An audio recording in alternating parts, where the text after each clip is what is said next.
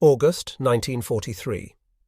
A new plane landed on the deck of the American light carrier Independence, steaming off the coast of Oahu. The plane, a Grumman F-6F Hellcat fighter, had a ceiling of 37,500 feet and a range of 1,530 miles with drop tanks, and could carry 1,000-pound bomb under each wing. The Hellcat could fly, climb, and dive faster than the Mitsubishi A6M0, the infamous Japanese fighter it was designed to counter. The Hellcat was also more maneuverable and more heavily armored, and had superior firepower. With the Hellcat, the Avenger torpedo bomber, and the Dauntless dive bomber, the United States would take its first decisive steps toward the Japanese home islands. But Japan lay 5,000 miles from Hawaii, and the path the Navy would have to take was blocked by hundreds of Japanese-held islands in the Central Pacific, many studded with air bases. The new planes and the new carriers that would take them into battle first had to be introduced to the fleet. The Central Pacific seemed the ideal place to use the new forces. Admiral Ernest J. King, the tough commander-in-chief of the U.S. Navy Comanche, produced the means in April. "We have to start somewhere," he had told Rear Admiral Raymond A. Spruance, Chief of Staff of the U.S. Pacific Fleet. "We've retaken Guadalcanal from the Japanese in the South Pacific and pushed them out of Papua New Guinea. The British are about to launch an attack in Burma. We need to go on the offensive in the Central Pacific. We should start in the Marshalls." Spruance returned to Hawaii and informed his boss, Admiral Chester W. Nimitz, Commander-in-Chief of the U.S. Pacific Fleet SINCPAC, that Admiral King wanted action in the Central Pacific. "Are we ready?" asked Nimitz. "Can we take the Marshalls?" Neither Nimitz nor Spruance was sure. They assigned the war plan staff of CINCPAC the job of finding out. In July, Spruance reported back to Nimitz that Japanese fortifications in the Marshall Islands were too strong for the limited American forces then available to attack at this time. He recommended that America's resurgent naval and ground forces first seize the Gilbert Islands, which the fleet strategists suspected were not so heavily defended. Then, airfields could be built so that land-based air forces could reconnoiter and soften up the Marshalls prior to an invasion. Thus did Admiral King in Washington trigger the beginning of Operation Galvanic, the code name of the first major American amphibious operation of the war in the Pacific. The original plan was to capture 2 island groups in the Gilbert Islands and nearby Nauru. The demands of the operation would be overwhelming. The attack would be staged from Pearl Harbor, 2,100 miles away, and would require not only the largest assembly of warships yet accomplished in World War II, but would also constitute the longest voyage of an invasion fleet in the history of warfare. Although it was believed that the Gilberts would be easier to take than the Marshalls, the Americans would still face a significant dual challenge when Galvanic was launched in November. The naval forces would have to be strong enough to support the Gilberts' invasion, and at the same time be prepared to fight the vaunted Kido Butai, the main striking force of the Japanese combined fleet based at Truk in the Caroline Islands. The Gilbert Islands, now the independent nation of Kiribati, pronounced Kiribati, lay across the equator, extending more than 400 miles from southeast to northwest, and covering 200,000 square miles of ocean. The Gilbert Islands include 16 lesser island groups, on 2 of which Japanese troops could be found in strength, Tarawa and Makin. Another island group, Abemama, supported the southernmost Japanese radio listening post in the South Seas. The northernmost island group, Makin, which the planners expected to ignore, was only 250 miles south of the eastern Marshalls, where the Japanese had major air bases at Mili and Jaluit. To the west, 380 miles from Tarawa, squats Nauru, which the Japanese had transformed into another major air base. The nearest American airfield was in the Ellis Islands, at Funafuti, 700 miles south of Tarawa. Although Admiral King thought that American forces were strong enough to go into action in the Central Pacific, certainly they could capture the Gilberts and Nauru, he believed, nearly everyone at SINCPAC was apprehensive. All the advantages the Americans had enjoyed in the South Pacific, such as naval mobility, the Japanese now would enjoy in the Central Pacific. Furthermore, American possessions east of Hawaii supported only air bases. These islands did not have the anchorage capacity to support a major fleet operation such as Galvanic. Therefore, the naval and ground forces would have to sortie from elsewhere. In the end, some would depart from as far away as San Diego and San Francisco. Most, however, would steam from Pearl Harbor and the New Hebrides. With our paucity of carriers, and with the urgency to get started on our return march to the westward, it was essential we seize Tarawa, said Nimitz first, so that we could use it as an unsinkable carrier in our operation against the Marshals, and second, to eliminate Tarawa as a threat to our important line of communications between our west coast and Australia and New Zealand. The Joint Chiefs of Staff set November 15, 1943, as the target date for the Gilberts invasion. As soon as Tarawa, Nauru and Abemama were seized, Navy Seabees would develop the Japanese airfields and establish other air bases for land-based Army and Marine fighters and Army 7th Air Force Heavy B-24 Liberator bombers. 10 weeks later, by January 30, 1944, the Marshals would be attacked. Nimitz would use the new U.S. Fifth Fleet to carry out Galvanic. This powerful naval force would be enormous. It included 6 attack carriers, 5 light carriers, 7 escort carriers, a dozen battleships, 15 cruisers, 65 destroyers, 33 large amphibious transports, 29 tank landing ships, LSTs, 28 miscellaneous support ships such as cargo carriers, oilers, tugs and tenders, and hundreds of smaller landing and assault craft. The fleet would carry 35,000 Army and Marine assault and garrison troops, 117,000 tons of cargo, and 6,000 vehicles. Finally, Rear Admiral Charles A. Lockwood, Commander-in-Chief, Submarines, Pacific ComSubPac, would provide 10 submarines for Galvanic. The Fifth Fleet, with its nucleus of fast carrier forces, was under the overall command of Spruance. Like Nimitz, he also favoured an attack on the Gilberts first. Spruance concluded, "Without them, we held no positions close enough to the Marshals to enable us to obtain the amount of photographic reconnaissance required for the capture of the Marshals." A further reason for the capture of the Gilberts was the need for land-based air strength to wear down enemy positions in the Marshals prior to Operation Flintlock, the invasion of the Marshals that was to follow Galvanic, and to cooperate with our carrier attacks during the initial assault in eliminating Japanese air strength throughout the entire island group. On August 23rd, Rear Admiral Charles A. Baldy Pownall began the preliminaries to the autumn action. Task Force 15, a small armada of 3 carriers, 1 battleship, 2 cruisers, several destroyers, and a tanker, sorted from Pearl Harbor under his command. Ostensibly, Nimitz sent them to attack the Japanese airfield and installations on Marcus Island, an isolated outpost of just 740 acres. Marcus lay 1,200 miles southeast of the Japanese home islands and 650 miles west of Wake. A mere 700 miles from sprawling enemy air bases in the Bonin and Marianas Chains, Marcus was deep in Japanese waters and too strongly defended until now to risk attack by American forces. In reality, however, not much in the way of destruction was expected of the hit-and-run raid. It was devised primarily to provide the untried and inexperienced fast carrier forces with a live training mission. CINCPAC was curious how the new aircraft carriers would perform as strategic weapons, which the young carrier captains then joining the fleet passionately argued they were. Nimitz decided that the time had come to test the growing naval air power at his disposal. Marcus, a largely unheard-of spec in the Pacific, would serve nicely for that test.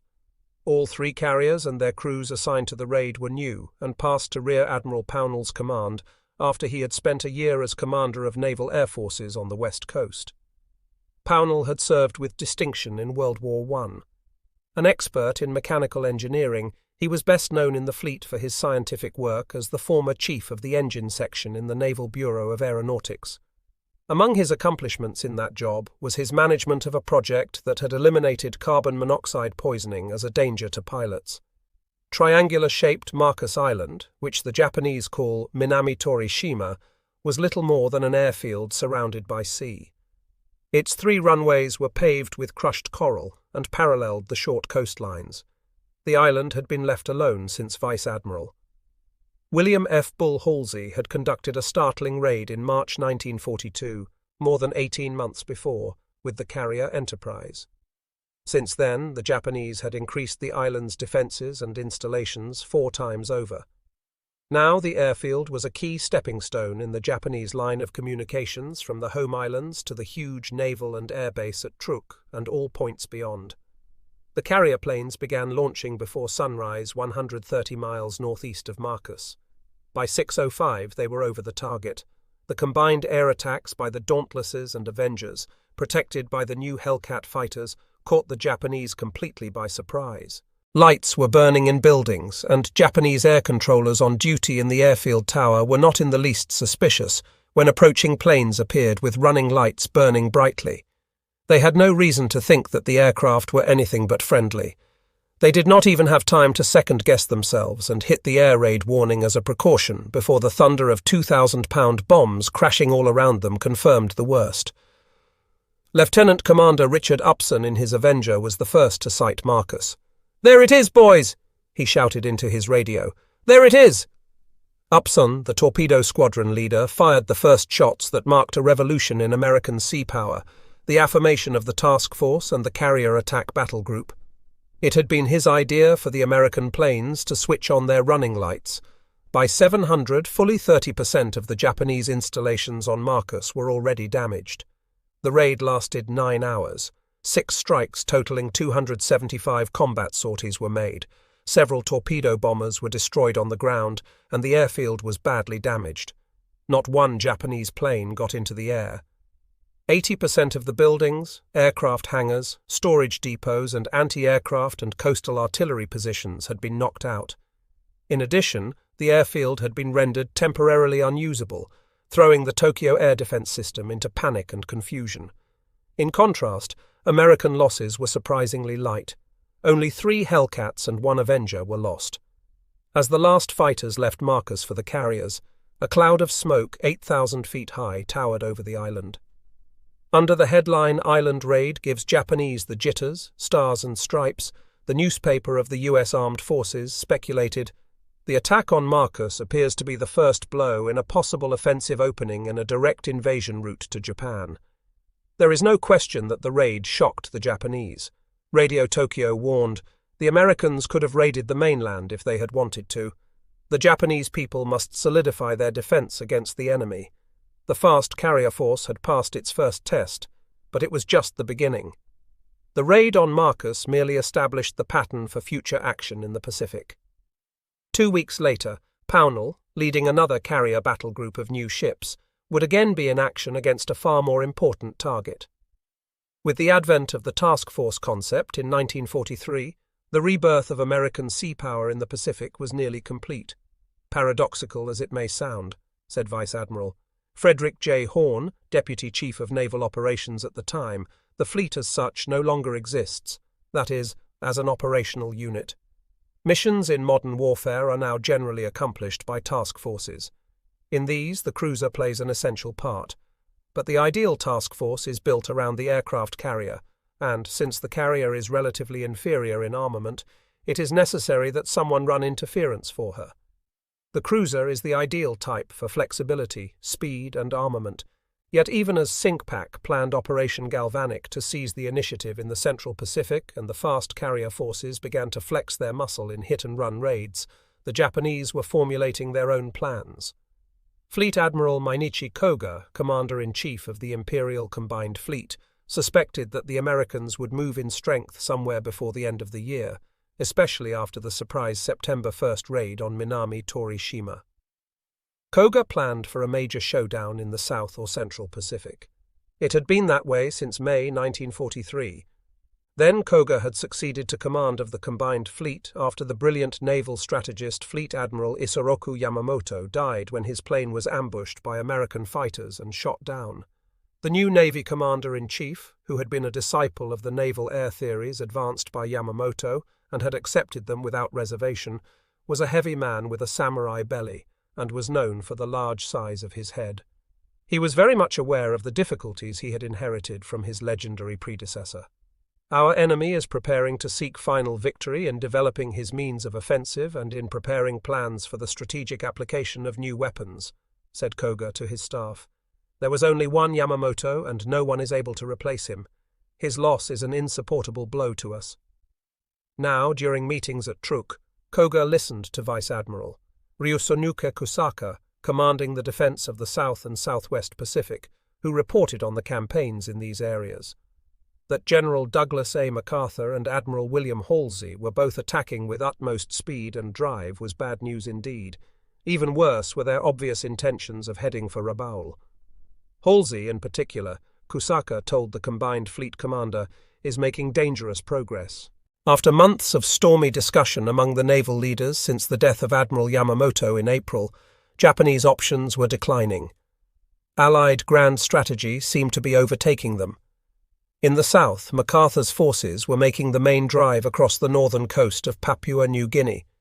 This was the route that Admiral Yamamoto had called, in a report to the Naval General Staff, a sabre pressed against our belly. In the southeast, Halsey's forces were leapfrogging through the Solomons and were headed into the Rabaul area, drawing off the Japanese forces that could be used against MacArthur. Either of these complementary advances could become the main line of attack if one or the other of the offensives faltered, warned Kusaka. Clearly the Americans were approaching their goal in the South Pacific.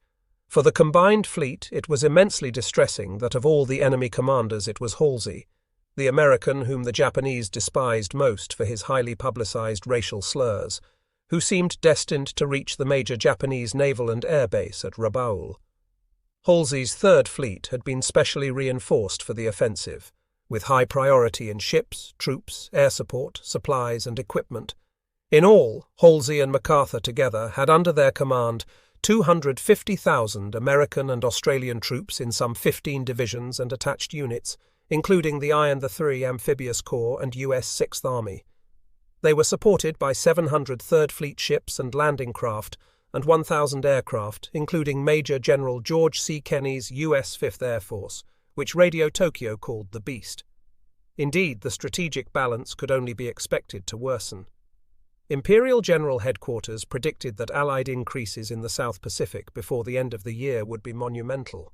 Then, it was estimated, MacArthur and Halsey would have perhaps 400,000 to 500,000 troops and 1,500 planes. All the while, Nimitz could not be expected to sit on his hands. His strength would also grow at Pearl Harbor.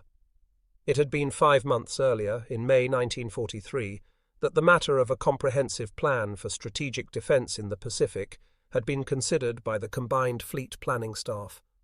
On that occasion, Koga had sat at the head of a conference table at Truk, flanked by aides and advisers, among them Vice Admirals Kusaka and Nobutake Kondo. The plan proposed by Kusaka and approved by IGH in Tokyo had called for major reinforcement of the South and Central Pacific with as many aircraft as possible. The Second Fleet would be brought up to full strength at Truk. Only then was it believed that American offensives in the Solomons, Central Pacific and eastern New Guinea could be checked. Troop reinforcements would be sent to strengthen the Gilberts and Marshalls. In the event that the Americans attacked either of these island groups, aircraft would be transferred from the Bismarcks and Truk to the Marshalls. The combined fleet at Truk, supported by submarines, would sortie as soon as it was notified of an American movement toward the Central Pacific. But heavy losses in operations against MacArthur and Halsey had continued throughout the summer, and the need for a new strategy was again apparent. Just 2 years before, there had been no necessity for a plan. Up to June 1942, Japanese victory had seemed so certain that there appeared no need for island fortifications. The rising sun was aloft everywhere. French Indochina had been subjugated before the war with the Allies even started. Great tracts of coastal China and all of Manchuria had been carved up as long ago as 1931. The war was not even 6 months old when the colonies of Western Europe and the United States began falling into Japanese hands. Guam fell in a day. Wake, reinforced at the last minute, held out a little longer. Then, in spring 1942, in just 5 months, Japan's victorious legions conquered the Philippines, the East Indies, and Southeast Asia up to the Indian frontier. Then, as a horrified world gasped in disbelief, it drove the American and British fleets from the sea in a succession of stunning naval victories. After the intoxicating collapse of Singapore, all that prevented Japanese mastery of the Pacific was a war-weary Australia and an enfeebled United States. Indeed, what need had Japan for a strategic defense? But Admiral Yamamoto did not invade Hawaii. He had wanted to, but the army demurred, gambling that the Allies would sue for peace. As time passed, the war situation rapidly changed. The IGH became obsessed with neutralizing Australia. In January and February, even after the US Navy had reorganized itself around its carriers and conducted raids on the Marshalls and Gilberts, little attention had been paid to the Central Pacific flank. But the United States staged a miraculous recovery, and suddenly Japan's vast possessions in the Pacific became a liability. Still, little work was done on fortifications. Then, in August 1942, the pendulum of war began to swing against Japan with the invasion of Guadalcanal. Simultaneously, there occurred the most spectacular commando operation of the Pacific War, when 220 elite U.S. Marine Corps raiders under Lieutenant Colonel Evans F. Carlson and Major James Roosevelt, President Franklin Roosevelt's son, landed by submarine at Macon in the Gilberts. It was a bloody two-day prelude to future Allied operations. Planners learned just how fanatically the Japanese intended to defend even the smallest, most isolated fly-speck of sand in the Pacific. At Macon, the raiders had 66 casualties, of which 37 were killed. The Japanese garrison, estimated at 100, fought to the last man, to the death. The long-term results of the raid were catastrophic, much like Army Brigadier. General James H. Doolittle's daring air raid on the home islands in spring 1942 had shocked the Japanese into undertaking the Midway operation. Carlson's commando raid shocked the Japanese into striking south from the Marshalls. They seized and fortified the rest of the Gilberts, as well as nearby Ocean and Nauru Islands. Over the next year, thousands of Japanese naval troops and Korean volunteer laborers were shipped to these islands to build fortifications. Enormous quantities of concrete and steel were ordered. So much work was planned that a then staggering $1.7 million was allocated for airbase construction in the Gilberts alone in 1943. Concrete and steel were made to go further by engineers. Nearly all the bunkers and blockhouses in the Gilberts were reinforced by crushed coral and thick coconut logs. So prodigious was the work, and so great the demand for material and equipment, that parts of the old British fortifications at Singapore were cannibalized for the Central Pacific. By summer 1943, although the construction work was not finished, the fortifications, especially in the Gilberts, were already a frightening reality. But with heavy losses in the Solomons fighting, Koga concluded that a more realistic plan was necessary than that upon which the frantic work had been carried out in the Gilberts. He drew two circles, one within the other. The inner circle represented the area of resources and possessions controlled by Japan and considered vital to the war effort: the Carolines, Marianas, and Philippines. The outer circle, the Marshalls, Gilberts, Solomons, and New Guinea, represented the area that was expendable. This zone would be defended only with what could be spared from elsewhere. No further major efforts would be made on possessions in the outer circle unless an opportunity arose to fight a decisive naval battle. During the first week of September, Koga issued the new operational policy. It was centered on the Yogaki Plan, or waylaying attack, a strategy to wait for the enemy fleet to enter Japanese waters and then fight a decisive naval engagement. Koga had a dozen air bases in the potential battle areas, including facilities in the Marshalls, Gilberts, Solomons, Carolines, and New Britain. His land-based air forces in these islands could help his carrier fleet destroy the Americans when they came forward. The Japanese also possessed 3 large naval anchorages in the South and Central Pacific, one at Truk in the Caroline Islands, one at Kwajalein in the Marshall Islands, and another at Rabaul on the northeast coast of New Britain. The best opportunity to bring the elusive American Navy to battle would occur if Nimitz appeared in the Central Pacific in force. If the Americans invaded the Marshalls to seize a forward fleet anchorage and the air bases there, or attacked the Gilberts, Koga would put the Yogaki Plan into effect. The strategy for a possible battle in the Gilberts was drawn up on September 8th. Rear Admiral Keiji Shibasaki, who recently had been named commander of the Gilberts and Nauru, already had 8,000 naval infantry and support troops. 5,000 of these were based at Tarawa, and the rest were dug in on Macon, Ocean, and Nauru Islands. Scouts were based on other islands, but Koga intended to make the Gilberts even stronger with whatever resources could be spared from the strengthening of the inner area. He planned to send elements of Vice Admiral Masashi Kobayashi's 4th Fleet Amphibious Force under Rear Admiral Matsu Matsunaga at Kwaja Lane to reinforce the Gilberts with 2,500 Imperial Marines. He also called on Naval Commander Goro Matsura, commander of the 22nd Air Flotilla at Truk, using bases throughout the Marshalls, to support the plan by attacking the American carrier forces all around the forward edge of the battle area when they appeared. Meanwhile, under Rear Admiral Takeo Takagi, commanding the Japanese 6th Fleet, large I-type fleet submarines from Rabaul and Truk and small RO-type coastal patrol submarines in the Marshalls would move up and begin scouting north to south in the vicinity of the Marshalls and Gilberts.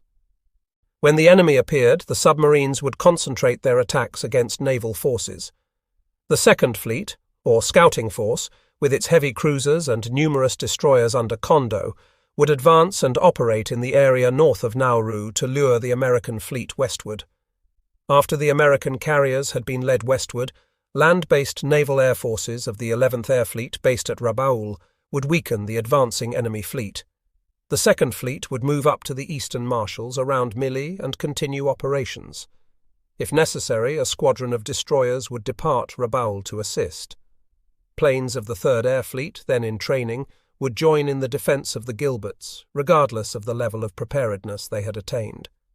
"Your cruiser scouting force will not only support the defence of Nauru," Koga told Admiral Kondo, "but the enemy will be forced to send his carrier fleet westward in order to shield any landings in the Gilberts. We can then begin the Yogaki Plan and eliminate the American carriers. To achieve this, Koga depended on the Kido Butai." In September, the main striking force included 3 carriers with nearly 200 combat aircraft, the super battleships Yamato and Musashi with their monstrous 18-inch guns, and 2 battleships and a destroyer squadron from the 1st Fleet.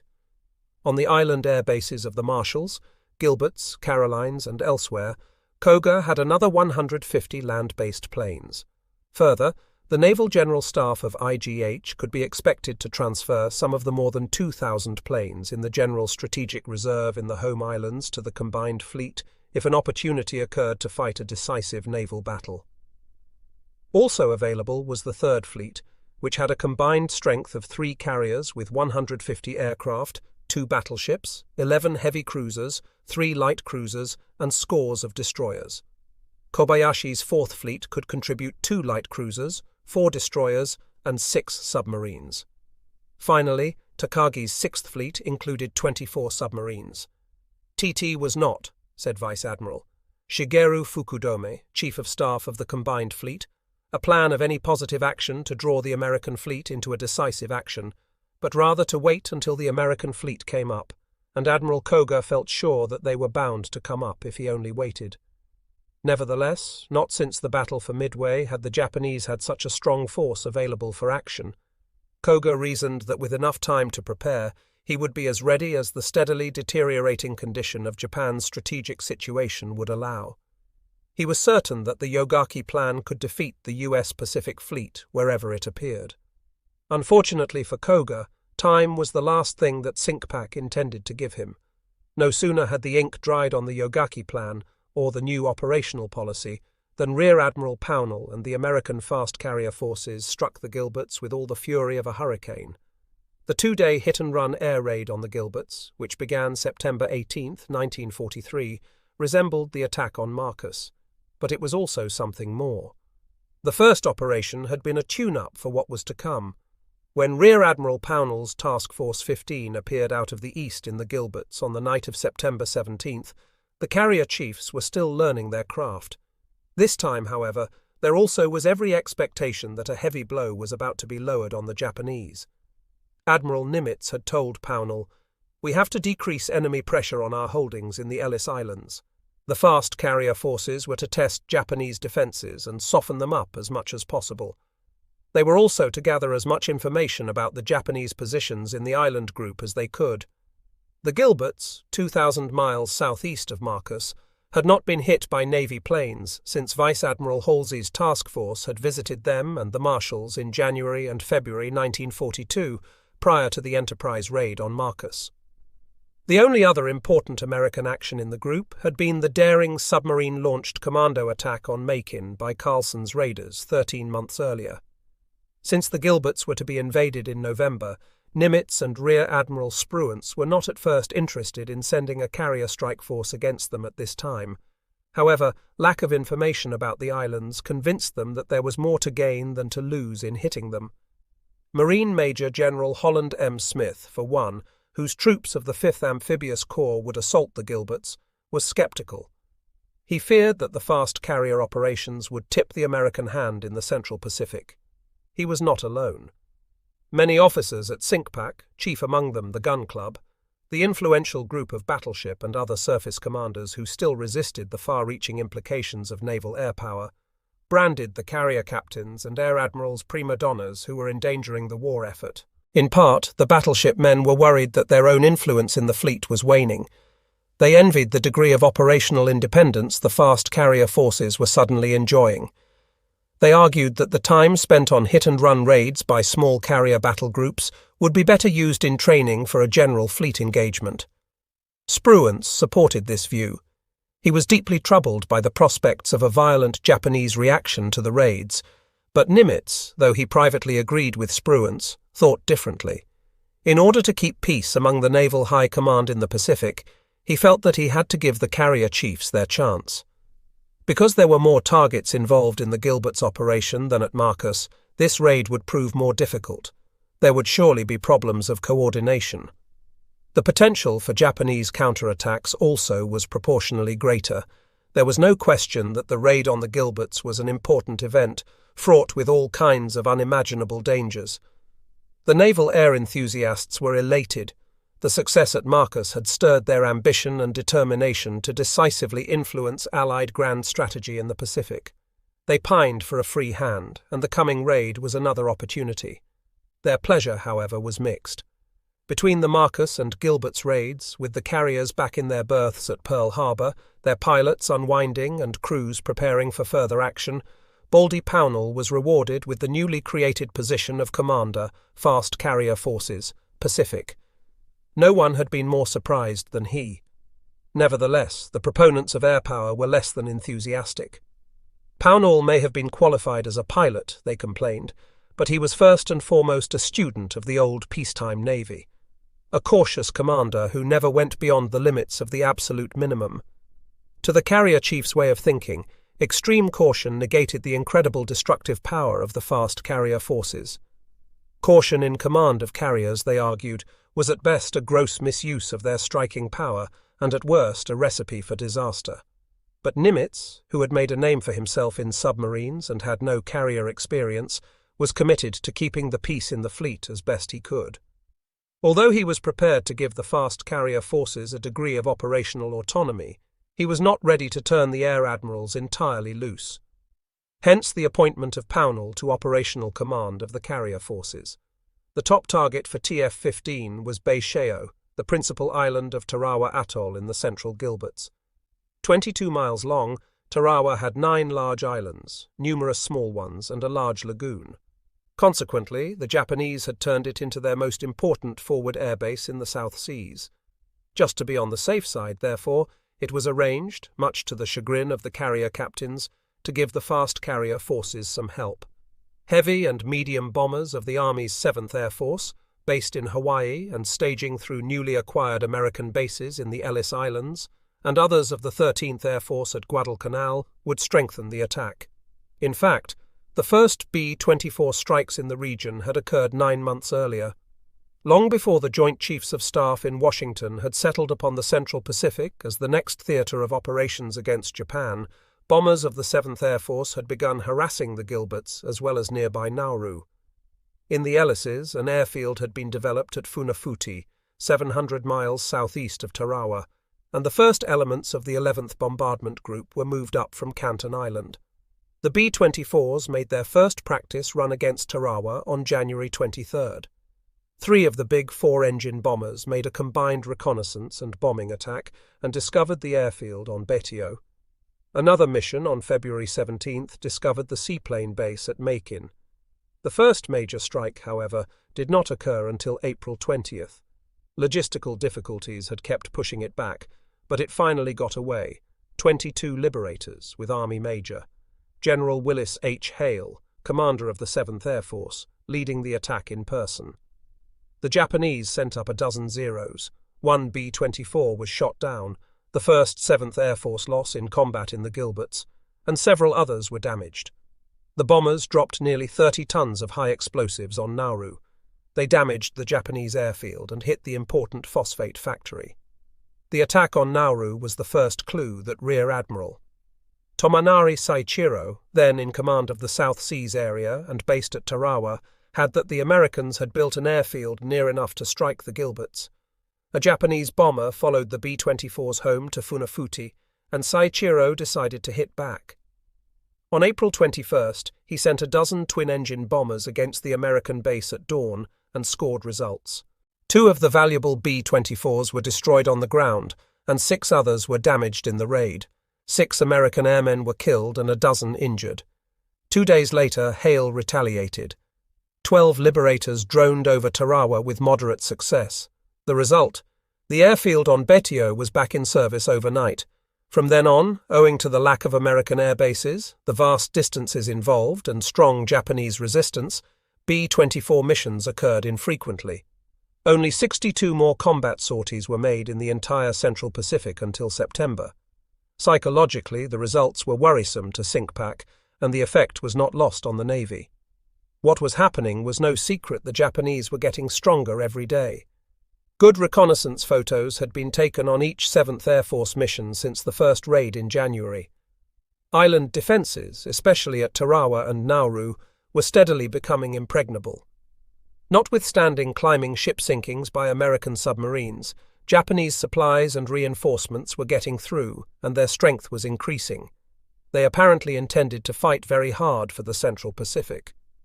All this helped convince Nimitz and Spruance that the Gilberts had to be taken before the Marshalls. By the time that TF-15 was ready to raid the Gilberts in September, things were improving somewhat. The Marines had seized Nukufetau and Nanomea Islands, the latter just 525 miles southeast of Tarawa, and the Army built airfields on them. This made it possible for the B-24s to mount heavier bombing missions. The same day that the carrier planes struck the Gilberts, 24 B-24s of the 11th and 30th Heavy Bombardment Groups attacked Tarawa just before dawn. Meanwhile, 14 13th Air Force B-24s from Guadalcanal bombed Nauru.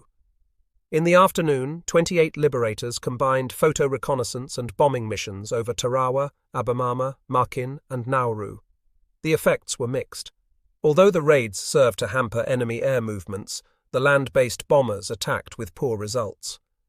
The airfield at Nauru was neutralized only for the duration of the operation by the carriers. Betio, which is less than 290 acres, about the size of New York City's Central Park, was attacked from as high as 20,000 feet, and even less damage was done. Some bombers failed to find the targets. Thus began the air assault of the Gilberts on September 18th. That morning, TF-15 carriers Princeton, Lexington, and Belleau Wood turned into the wind and were in launching position 2 hours before dawn, just 100 miles east of Tarawa. They would strike Betio as well as Butaritari, the southernmost island at Makin, and Abemama, the island group 75 miles south of Tarawa. The tactical objective of the attacks for the air crews was to annihilate Japanese installations, combat strength gun positions and planes in particular, and shipping in the Gilberts. A searchlight on Lexington signaled launch planes in order to preserve radio silence. The first wave took off at 3:30, roaring down Princeton's flight deck and rising slowly into the night sky. The planes circled and climbed in the dark, organizing for the flight to the target. They headed for Makin, 100 miles north of Tarawa.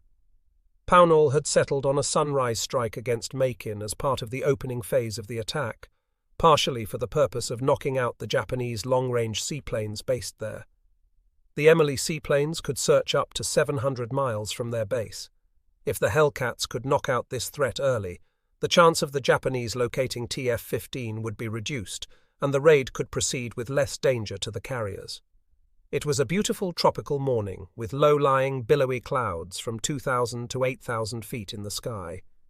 Visibility was good up to 6 miles. A few minutes before 500, the first wave of blue and silver planes, 2 Avenger torpedo bombers with 2 Hellcat fighter escorts from Princeton, arrived over Macon from the southeast. It was still too dark to attack, so they circled offshore until sunrise. Then they maneuvered into formation over the lagoon and dived. The AA fire was light. One of the Hellcats made 4 passes over the large wharf area and strafed it. The other attacked the seaplanes, which were moored in the center of the lagoon. 3 strafing runs with incendiary bullets set the seaplanes afire. The Avengers dropped 4 500-pound bombs on the wharf. All 4 planes returned to TF-15. Meanwhile, the launch for the first strike on Tarawa was set for 4:45. The darkness encountered by the planes at Macon led Pownall to push takeoff back to 500.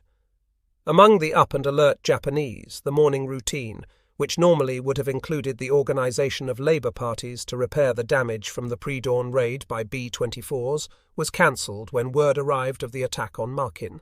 Thereafter, air crews attempted to get their planes into the air so that they would not be destroyed on the ground. But all this was interrupted when less than an hour later, 22 planes from Princeton and Belleau Wood appeared over Tarawa at 7,000 feet, just as 4 bombers were taking off from the airfield. Wave after wave of American planes streamed across the lagoon and hurled their deadly warheads upon the frantic enemy. Each crew had targets selected for them in advance by combat intelligence analysts working from 7th Air Force reconnaissance photos, and they separated into attack groups to concentrate on their specific objectives. The sky was dotted with black puffs of AA fire and the lacing of machine gun tracer. A great many things happened in a very short time, in all just 20 minutes. The planes attacked again and again with killing blows. First went the strafing fighters, then torpedo bombers and dive bombers. When they had gone, Tarawa presented an unforgettable scene. The principal island of Betio was a mass of fire from one end to the other. The surface of the water in the lagoon for a large distance around the end of the Burns Philp Trading Company's pier was blazing from hundreds of gallons of burning fuel oil. Elsewhere in the lagoon, a terrific explosion had fairly lifted into the air the small inter-island freighter Saida Maru, a veteran of the South Seas. Her back broken by a 1,000-pound bomb dropped from a dauntless dive bomber, she settled stern first on the bottom in shallow water with her load of critical construction material. "The island is a sea of flames," wrote a Japanese artilleryman at Tarawa. 7 of our medium attack bombers were destroyed and a great number of our guns damaged. Moreover, shell dumps, ammunition dumps, various storehouses and barracks on Bairiki were destroyed. A great number of men were killed and wounded. Similarly, at Macon, one of the bombs dropped near on Chong's wharf scored a direct hit on an air raid shelter, killing 30 men.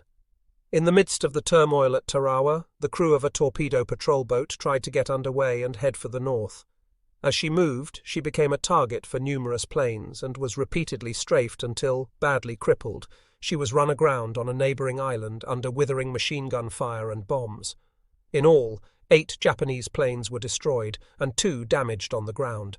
The 4 bombers caught taking off as the attack began escaped and disappeared to the southwest toward Nauru. By the time Pownall called off the attacks at 1822 and TF-15 retired to the south for the night, the carriers had made 7 strikes totaling approximately 300 sorties against Tarawa, Macon and Abemama. 84 tons of bombs had been dropped, nearly all on Tarawa. Half the 18 Japanese planes based at Tarawa and 3 seaplanes at Macon were destroyed. Several wandering enemy bombers northwest of Macon were shot down by Lexington's combat air patrol. 3 torpedo patrol boats and a freighter were sunk. Considerable quantities of fuel and ammunition were destroyed, buildings were demolished, and vitally important photo reconnaissance was achieved. One of the air victories on this day belonged to Lieutenant Thad T. Coleman, junior piloting one of the new Hellcats. He made a remarkable kill that was recorded in a series of photographs taken by the gun camera fitted to his fighter. Coleman found a big 4-engine Emily floatplane, a model only recently introduced to the combined fleet, flying patrol east of the Gilberts. The Japanese plane was spotted off the fighter's starboard quarter at an altitude of 8,000 feet. Coleman raked the patrol bomber with his 650 caliber machine guns, and soon the outer and inboard starboard engines burst into flames. Fire enveloped the cockpit and fuselage, and the Emily spun into the ocean and exploded. In all, the air action had lasted just 5 minutes. The next day, 20 B-24s from Canton were sent against Tarawa again, but the airfield on Betio had been repaired overnight and put back in service in less than 24 hours. Air reinforcements had flown in from the Marshalls, and 18 Japanese fighters of the 755th Naval Air Group intercepted the American bombers. The B-24s fought through the fighter screen, and 6 Zeros were destroyed and 4 seriously damaged. However, the enemy fighters managed to separate the bombers from their groups, and their attacks achieved only moderate success. The 2-day combined naval and army air raid on the Gilberts cost the Americans 5 planes, including 3 Hellcats, 1 Avenger, and a badly damaged B-24 that crash-landed upon its return to Nanumea. But, coupled with the success at Marcus, the principle of the carrier battle group or task force had been soundly demonstrated. It was clear that the war in the Pacific would be a very different one from here on. The final chapter of the raid on the Gilberts, however, was not written until several days later. Maddened by the destruction wrought upon their fortress, the enemy defenders of Tarawa rounded up the 24 Allied prisoners of war and civilians remaining in the islands. Most had been picked up in the months following Carlson's raid, when the Japanese had swept into the Gilberts in force. Only the French Catholic missionaries had not been imprisoned. The prisoners of wars were Australian, British and New Zealand soldiers, seamen, coast watchers and civilians, men who had either been captured or had stubbornly refused to leave the islands when the Japanese came. They had since been pressed into service as labourers. When the American planes attacked, these unfortunate men had been crushing coral near the pier, and with each explosion on the island they had waved and cheered. The Japanese determined that in their animated joy, the prisoners of wars had been signalling the planes in code. All of them were executed. No sooner had a long-range reconnaissance plane, launched from a Japanese submarine west of Hawaii, flashed word to Truk that an American carrier battle group had departed Pearl Harbor than Admiral Koga had the combined fleet on the move in the Central Pacific. The 2nd and 3rd Fleet elements of the formidable Kido Butai left Truk on September 18th, even as American Task Force 15, and heavy bombers were pounding the Japanese-held islands of Makin, Tarawa, Abemama and Nauru. This large Japanese force of 3 carriers and 175 aircraft, 2 battleships, 7 heavy cruisers, 3 light cruisers, and a destroyer squadron, in all, far more powerful than TF-15-1 ushed toward the Eastern Marshalls. Koga had every hope of meeting the unsuspecting American warships in a major fleet action. He determined that the Eastern Marshalls was the best location from which to stage an ambush. The Japanese fleet arrived at Eniwetok on September 20th. But when Koga failed to find the American task force then racing home to Hawaii, he took his ships back to Truk. This swift sortie of the Kido Butai badly shook Sinkpak. Naval intelligence analysts who had broken the Japanese naval codes were able to listen to the enemy radio communications. They had followed the movement of the Japanese with great concern and kept Rear Admiral Pownall fully informed of their whereabouts up to the minute. But never again would such a small, vulnerable American carrier task force operate alone. More of the new fleet carriers had arrived at Hawaii. After conferring with his staff, Admiral Nimitz strengthened American striking power for the next hit-and-run raid. When Rear Admirals Alfred E. Montgomery, Van H. Ragsdale and Arthur Radford steamed from Pearl Harbor on October 3rd for the 3rd training mission in 5 weeks of the fast carrier forces, they commanded an astounding 6 flat-tops, Essex, Lexington, Yorktown, Independence, Belleau Wood and Cowpens, carrying among them 375 aircraft. Veteran Time Life war correspondent Robert Sherrod had only just arrived at Pearl Harbor aboard a Navy PB-2Y Catalina seaplane from San Francisco when he learned of the important mission. "My God," I said, "are they going to invade the Japanese-held islands so soon?" He was not disappointed. It was a carrier-based raid on Wake Island, which could not fail to be a good story because, 1, it was the largest carrier task force ever assembled, and 2, Wake Island was a place Americans would never forget. Indeed, Wake was the tiny island that had been so heroically defended by Major James Devereux and his band of Marines in December 1941. No one was certain what kind of Japanese reaction there would be when the Navy planes swept in. The air admirals believed that the carriers could take care of themselves. The 27,000-ton fleet carriers Essex, Lexington and Yorktown each mounted 17 quad 40mm Bofors and 65 rapid-firing dual 20mm AA guns. For added heavy protection, they each had 6 5-inch guns, capable of firing a devastating 15 proximity-fused AA shells a minute up to 10 miles away. Meanwhile, the 11,000-ton light carriers Independence, Belleau-Wood and Cowpens each had 2 quad 40mm and 9 20mm guns. The carrier chiefs took great comfort in the fact that the AA flak capacity of the battle group alone was infinitely more dangerous than what the naval air crews could possibly encounter over Wake. Nevertheless, it was apparent that the combined fleet was itching for a fight and might sortie everything it had, exactly what Rear Admiral Spruance and the Gun Club feared most. After Koga's swift sortie as a result of the Gilberts raid, Nimitz was not inclined to take unnecessary chances. Therefore, in addition to the 6 carriers under his command at Wake, Montgomery had at his disposal 7 cruisers and 25 destroyers, making up a fast, powerful task force nearly as strong in air power as the Kido Butai. The Japanese fleet commander again rushed the Kido Butai to Eniwetok in the Marshalls. The combined fleet elements that left Truk on October 17th were even more powerful than the large force that had rushed forward in September when Task Force 15 struck Macon, Tarawa and Abemama. The same 3 carriers with 180 aircraft were in the vanguard, but this time they were accompanied by 6 battleships, 8 heavy cruisers, 3 light cruisers and 2 destroyer squadrons, again more powerful overall than the American raiding force. Koga had every hope that an American invasion fleet would appear at Wake or in the Marshalls. The Kido Butai arrived at Eniwetok on October 20th. The warships remained a few days while scores of scout planes searched fruitlessly for the U.S. fleet. Koga then sailed 300 miles north toward Wake and searched some more before returning once again empty-handed to Truk on October 24th. The elusive American carriers, then safely home at Pearl Harbor, had escaped yet again. But even as Koga was engaged in this game of hide-and-seek, the October sortie of the Kido Butai had gone entirely unnoticed by SINCPAC. The Japanese had maintained strict radio silence. Naval intelligence analysts in Hawaii, who recorded and deciphered the Japanese naval codes, were blissfully unaware that the combined fleet had even sailed. All the while they had been reporting that the Kido Butai was still buttoned up at Truk. As the combined fleet steamed into the lagoon at Truk on October 26th, Koga received word that the Americans appeared ready to launch a major operation in the South Pacific. There was very little guessing to be done. The ultimate objective would be the neutralization of Rabaul. Koga knew what he had to do. After the Yogaki Plan for action in the Central Pacific had been drawn up in September, IGH had gone to work on a complementary plan for the South Pacific as well.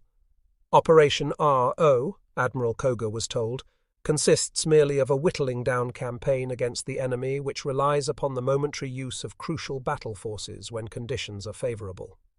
In mid-October, the planes of the 1st Air Fleet were to transfer from their carriers to land bases centered around Rabaul in the South Pacific. Koga did not like the fact that the operation would temporarily incapacitate the combined fleet. However, if it offered the slightest chance of slowing down Admiral Halsey's seemingly irresistible advance, he was prepared to go forward with it.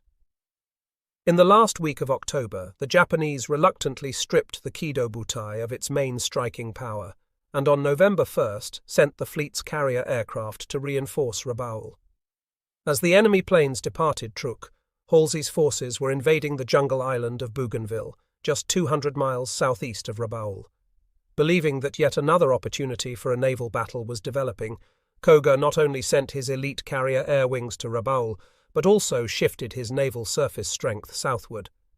The heavy cruiser force of the powerful Second Fleet steamed for Rabaul.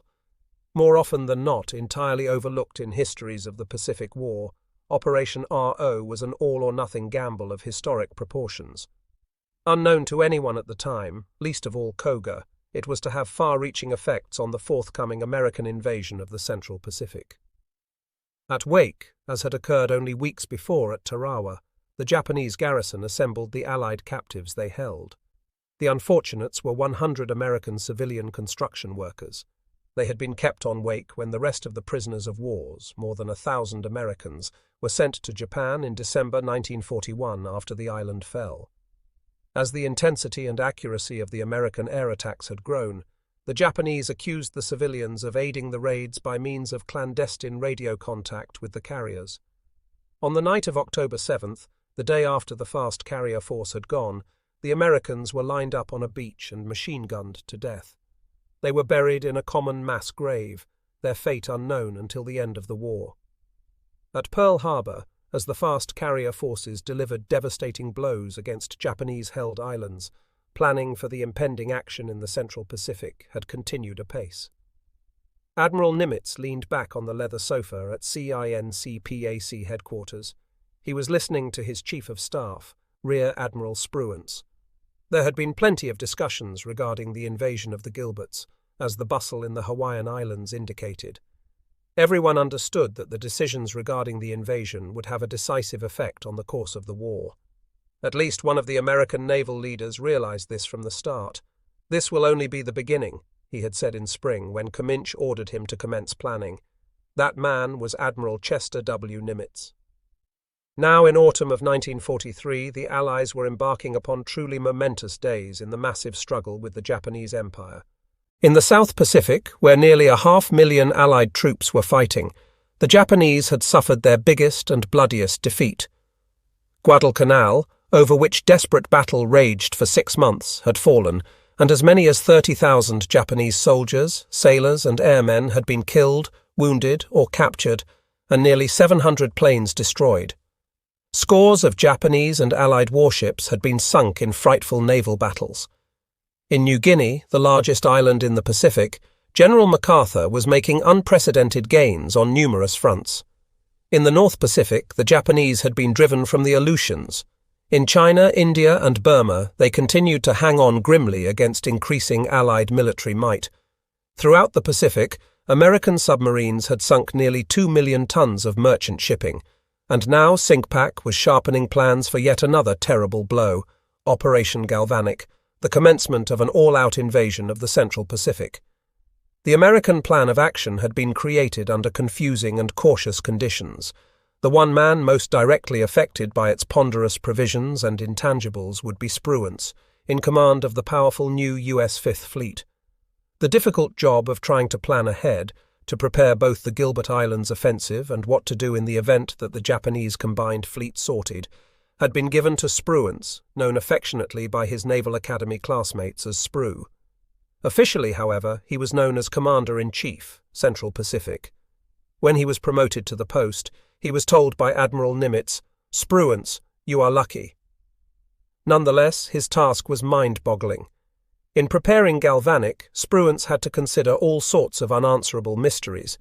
What would happen if the enemy fleet intervened so quickly that the invasion forces were caught off balance, as had happened in August 1942 by the unexpected Japanese reaction to the invasion of Guadalcanal?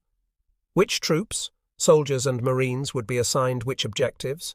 Which islands in the Gilberts chain would be attacked? Who would command the amphibious forces? Who would command the ground forces? Who would command the air forces?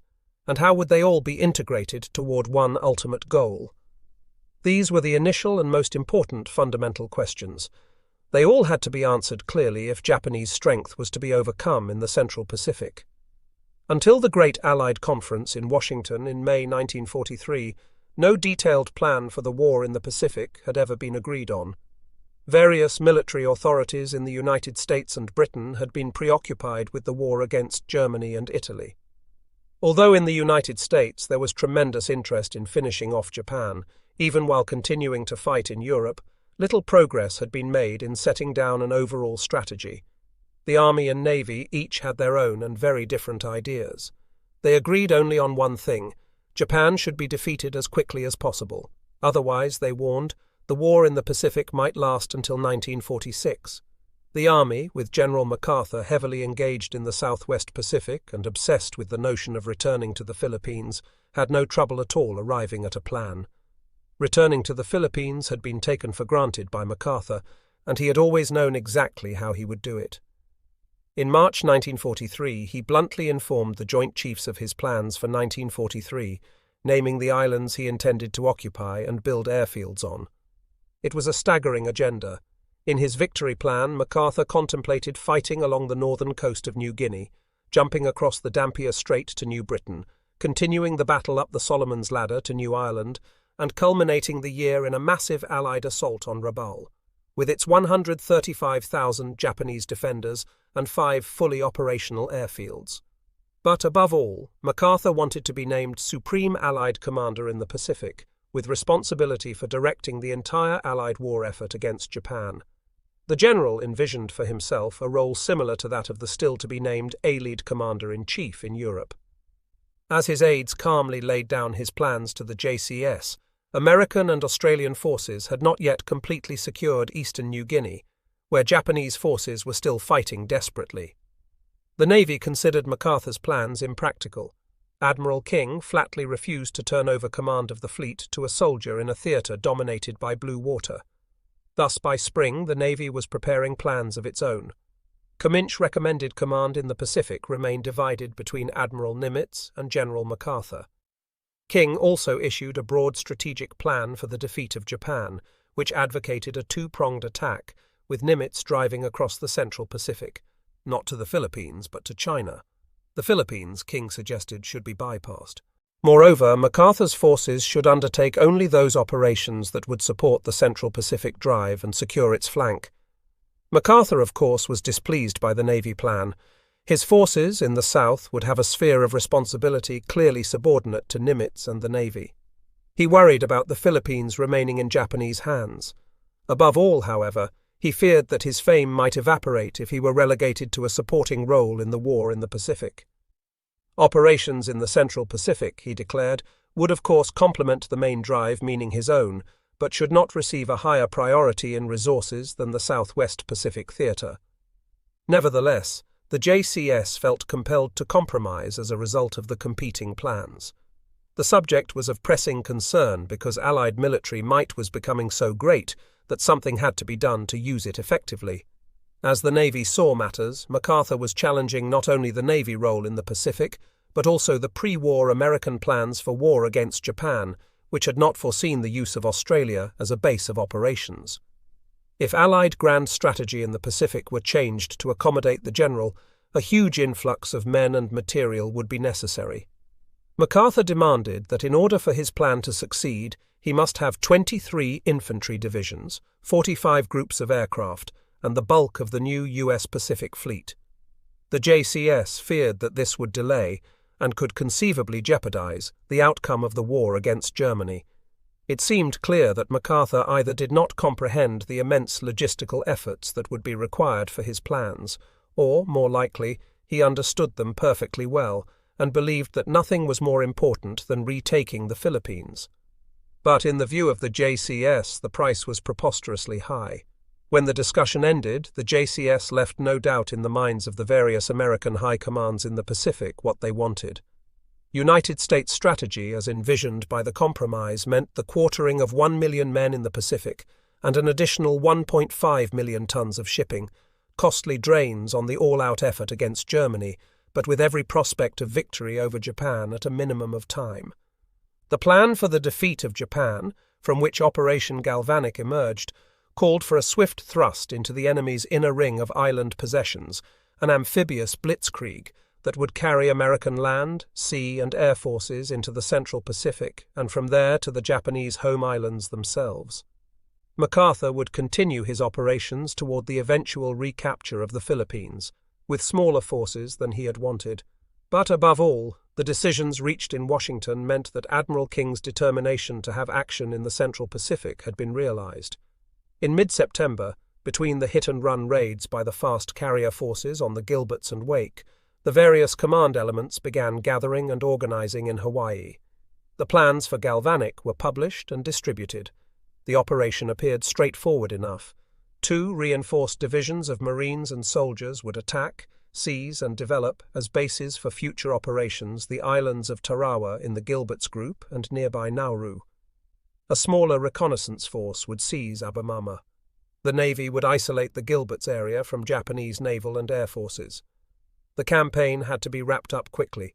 for all of the shipping would be needed for the Marshal's invasion, scheduled to occur right behind Galvanic.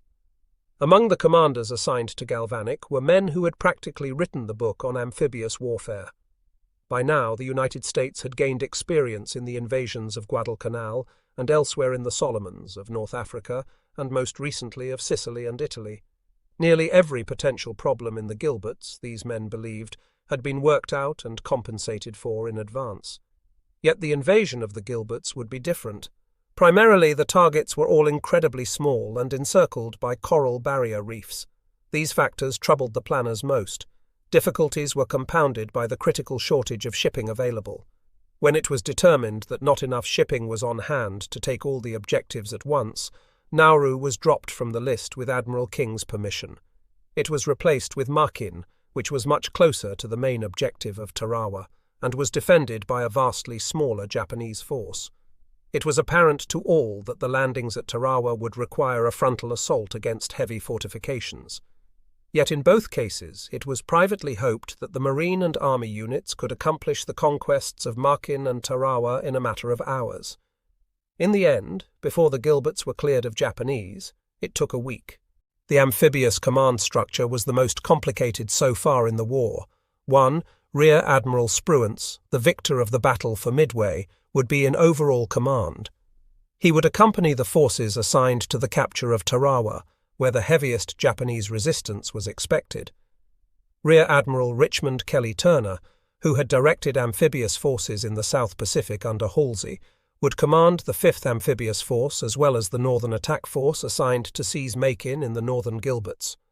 Rear Admiral Harry W. Hill, fresh from command of a battleship division in the South Pacific, would command the Southern Attack Force, which would seize Tarawa and Abemama. He had commanded a cruiser in the U-boat, plagued North Atlantic in 1942. 4. Marine Major General Holland M. Smith, generally regarded as the father of modern amphibious warfare, would command the assault units under the designation 5th Amphibious Corps. In matters of amphibious warfare, Smith was as far-seeing and influential as Yamamoto had been with respect to naval air power.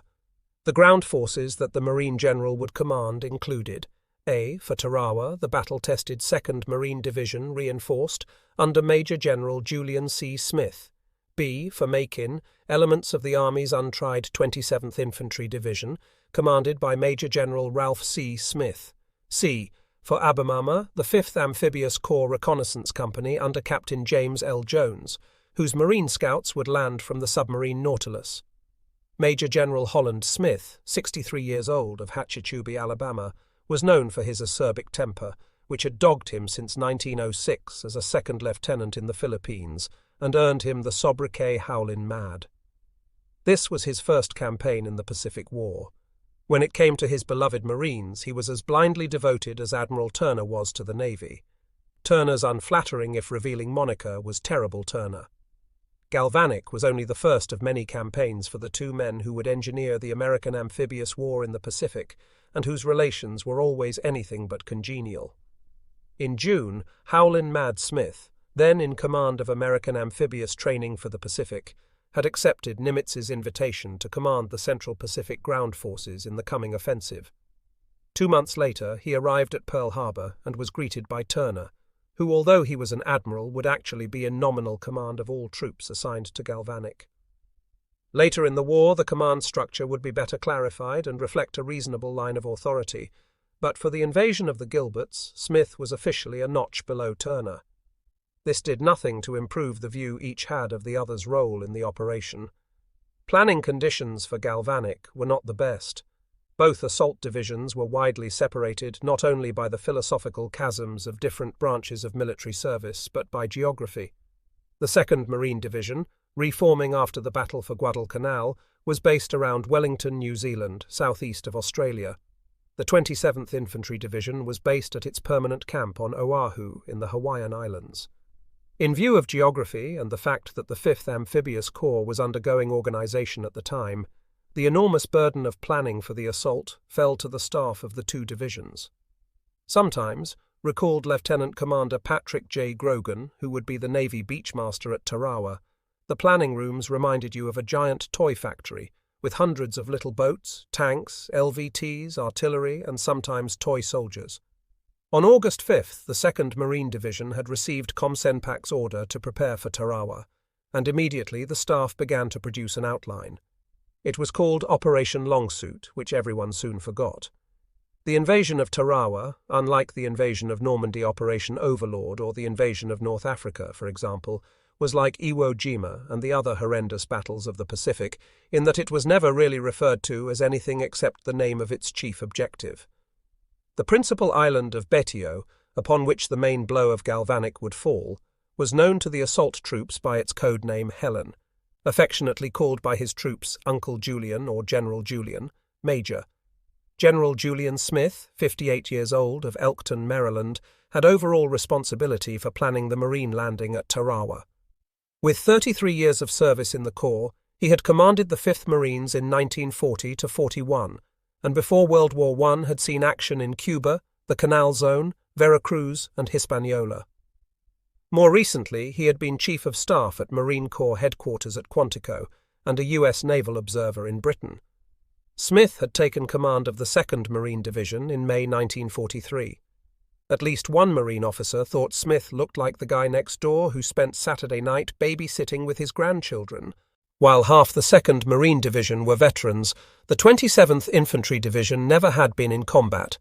The division, a formation of the New York National Guard, had been activated in October 1940 and placed on garrison duty in Hawaii since March 1942. Major General Ralph Smith, 49 years old, of Omaha, Nebraska, was regarded as the leading American expert on the French army. Before the war, he had studied, and later lectured, at France's École supérieure de la guerre, or War College, in Paris. A World War I veteran, by 1943, he was regarded in army circles as a distinguished tactician and somewhat an intellectual. He had taken over the 27th Division almost exactly 1 year prior to the invasion of the Gilberts.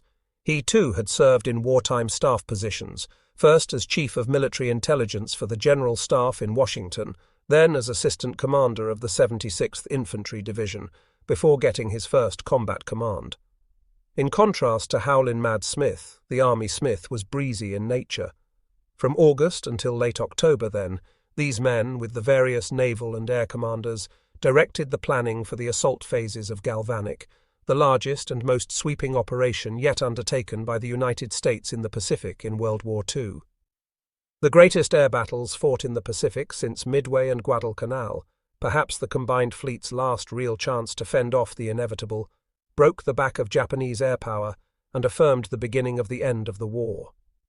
The hit-and-run raids on Rabaul by American fast carrier forces and heavy land-based air forces that took place during the first 2 weeks of November 1943 would prove as important as the battle for Midway, though it was not known then.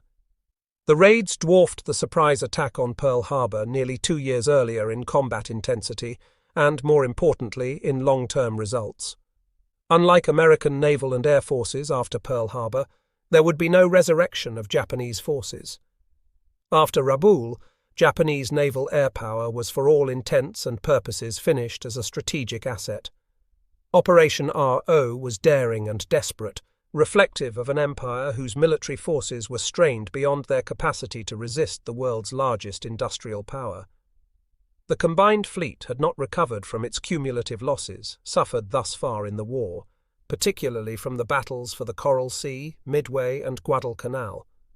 The carrier air power that Admiral Koga sent to Rabaul, in fact practically everything that could fly, represented all that was left of the vaunted naval air forces that had swept unchallenged to victory in 1941–42.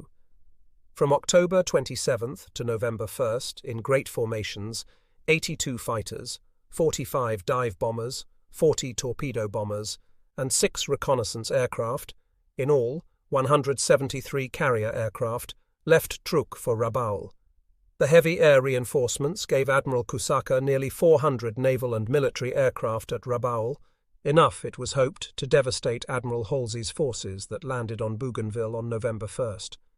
Koga also concentrated the bulk of his surface forces at Rabaul. Admiral Takeo Kurita arrived with a fleet of 8 cruisers and 4 destroyers, but it was all for naught. On November 2nd, Allied photo reconnaissance planes discovered 240 Japanese aircraft at Rabaul, and the beginning of the unprecedented build-up of major naval and air forces. General Kenny, commander of the U.S. 5th Air Force, hurriedly assembled a massive strike of 160 B-25 bombers and P-38 fighters. They were intercepted over the target by 150 Japanese fighters. General MacArthur, under whose command the attack was generated, reported, "Our fighter cover engaged the attacking Japanese planes and our medium bombers went in at masthead height." The harbour was swept practically clean, nearly every ship there being heavily hit or sunk with 1,000-pound bombs. In reality, although hits and near misses were reported by nearly all planes, Japanese damage was confined to the loss of 3 cargo ships, a minesweeper, and 2 harbour craft, and damage to a 10,000-ton oil tanker. 45 American pilots and crewmen were lost when 8 bombers and 9 fighters were shot down. 24 other planes were so badly damaged that they cracked up on landing at their bases or were later cannibalized. About 20 Japanese planes had been shot down, and as many, including 10 valuable air search reconnaissance float planes, were destroyed on the ground or in the harbour. But this major Allied air assault on Rabaul confirmed the threat represented by the transfer of enemy air forces from their carriers at Truk. 5th Air Force crews reported that the enemy fighter and AA opposition were the most dangerous they had encountered in the South Pacific, and their losses proved it.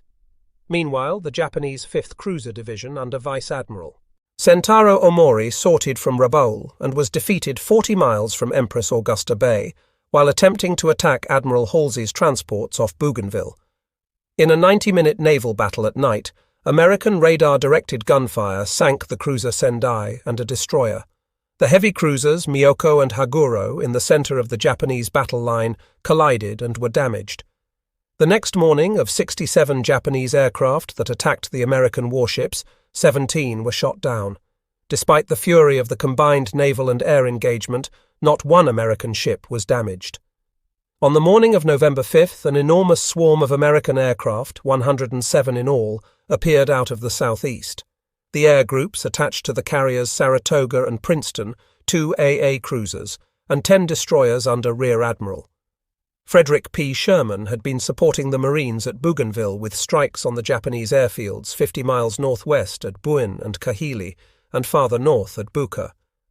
But when Halsey learned from air reconnaissance and the thin line of submarines that watched the approaches to Rabaul of the impending arrival of Kurita's fleet, he decided to go after them in a bold, fast carrier raid. He hoped to catch them unaware while they were refueling at Simpson Harbour. Halsey later said of his decision, "I never expected to see those 2 carriers again." The surrounding Japanese airfields had been under attack for weeks by American land-based air forces in the Solomons and the 5th Air Force.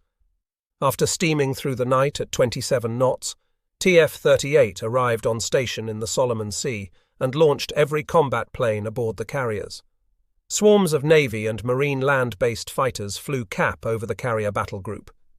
Saratoga's planes of Air Group 22 formed the first echelon, followed by Princeton's Air Group 23.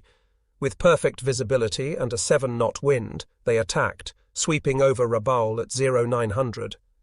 100 Japanese fighters and bombers scrambled and came up to meet them.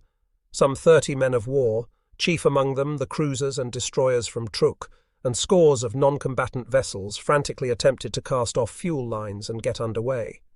They zigzagged wildly through the main channel in a vain effort to reach open sea. The fighter escort of 55 Hellcats went after the enemy cap. The dive bombers and torpedo bombers plunged through the intense AA fire and bored in on the heavy concentration of warships that congested Simpson Harbour. Commander H. Caldwell, commander of Air Group 22 from Saratoga, was piloting an Avenger torpedo plane when he and his crew were jumped by 8 Zeros. Airman Paul Barnett of Corpus Christi, Texas, was killed by machine gun fire while photographing a head-on attack by one of the Japanese planes. Weapons specialist Kenneth Bratton of Mississippi, in the turret of the same plane, was wounded. Teaming with a Hellcat, Caldwell and his crew fought off all the enemy planes, downing 3, damaging 2, and chasing off the others. The first attack ended by 9:15. All that could be seen of the harbour were towering columns of smoke and burning ships and installations. Of the 70 Japanese fighters that rose to meet the raid, 24 were shot down and 22 others were listed as probables. A squadron of B-24s and 58 fighters of the 5th Air Force followed in the afternoon and bombed and strafed the wharf area. The scene later at Kurita's headquarters was grim. Staff officers exchanged information and damage reports. The Japanese cruiser force had been devastated. Takao had taken a torpedo hit, developed a serious leak, and as a result was listing heavily. She would have capsized except for excellent damage control. Otago had escaped any torpedo hits, but had suffered varying degrees of damage from several near misses by armor-piercing AP bombs. The light cruisers Noshiro and Agano took the worst poundings of any of the big ships in the harbour. Each had been hit by heavy bombs that penetrated the decks and exploded within their hulls, leaving both ships no longer battle-worthy. Maya had taken a bomb hit that penetrated the deck and exploded in the main engine room, causing much destruction. Mogami had suffered bomb hits and was also severely damaged. 2 destroyers, Fujinami and Wakatsuki, had been damaged. Ashore, the bombing also had taken its toll. All 5 naval and military airfields around Rabaul, the heart of the Japanese air defense system for the South Pacific, had been strafed and bombed. Runways had been cratered and could be made usable after quick repairs, but many of the aircraft crowding the fields had been damaged or destroyed. Some of the major air installations, such as revetments and armament depots, had also been damaged by bombs, and many of the ground crews had been killed or wounded. Casualties among AA gun crews had been especially heavy. The long-term results were tremendous. 4 of Kurita's cruisers were so damaged as to be non-operational for months to come. They would be scattered from Rabaul to Tokyo for repairs before they could steam into battle again. Miyoko and Haguro, which had been damaged by American naval gunfire and collision off Bougainville, would require extensive repairs. Yet another cruiser, Tone, was in dry dock undergoing periodic maintenance.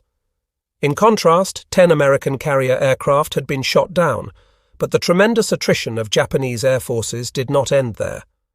On November 8th, Princeton and Saratoga were located by Japanese search planes 240 miles northeast of Rabaul and attacked by 100 aircraft. They survived undamaged, and another 24 Japanese planes were lost. 3 days later, another American carrier task force, Essex, Bunker Hill and Independence, composing the southern group of carriers for the Gilberts invasion under Rear Admiral Montgomery, arrived in the area. They teamed up with Princeton and Saratoga for renewed air attacks on Rabaul by 5 carriers. The sight that greeted the vanguard of the squadrons on November 11th was exactly what they had not wanted to see. The crews had been to innumerable briefings, but heavy rain squalls covered half of Simpson Harbour and beyond the main channel, making identification of likely targets difficult. Numerous cruisers and destroyers manoeuvred frantically to find cover in the poor weather. Nevertheless, 185 American aircraft attacked en masse, and their firepower was moderately effective. A light cruiser and 2 destroyers were damaged. When Montgomery's air groups came in later, rain squalls still covered the battle area. But despite poor weather and furious Japanese cap, the raids continued until noon. In a plodding, dauntless dive bomber, Lieutenant William L. Gurner of Bombing Squadron 17 from Bunker Hill scored a 1,000-pound AP bomb hit on Agano. He pulled out of the steep dive between 2 volcanoes on the peninsula flanking the harbour just as 2 Zeros jumped him. His rear gunner, Airman S.E. Wallace, shot down both of them with his powerful twin .30 caliber machine guns. By noon, the destroyer Suzunami had been sunk, succumbing to a hail of bombs that struck her amidship as she tried vainly to clear the harbour. 3 other destroyers, Umikaze, Naganami and Urakaze, and 2 cruisers, Agano and Yubari, had been damaged. Agano was so badly stricken that she would later have to be towed to Truk. Even before 40 B-24s from the Solomons followed up the raid in the afternoon, another 35 Japanese fighters had been shot down. The storm was not over yet.